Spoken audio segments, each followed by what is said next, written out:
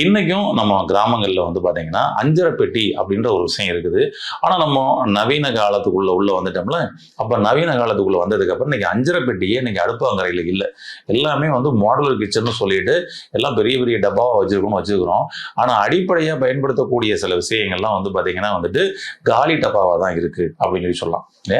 ஆனா அன்னைக்கு அஞ்சரை பெட்டியில வந்து பாத்தீங்கன்னா பணமே அதுல தான் வைப்பாங்க. ஏன்னா அது வந்து அதுதான் மகாலட்சுமி, அதான் வந்து செல்வம் வரக்கூடிய இடம் சொல்லிட்டு அஞ்சரை பெட்டிக்குள்ள போயிட்டு பணம் வைப்பாங்க.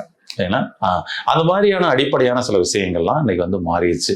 உடலின் மொழி, உடல் உங்களுக்கு நோய் வருவதற்கு முன்னாடியே சொல்லும். அதை சொன்னதை கரெக்டா அந்த காலத்துல கேட்டாங்க. கேட்டுக்கிட்டு ஆரம்ப கட்ட அறிகுறிகள்லயே அஞ்சரை பெட்டியில உள்ளதை மருந்தா பயன்படுத்த கொடுத்தாங்க. இன்னைக்கு அது இல்லை. பாட்டிகள்லாம் இல்லாதனால நமக்கு நிறைய இன்னைக்கு உடம்புல நோய்கள்லாம் வந்துருச்சு அப்படின்னு சொல்லலாம்.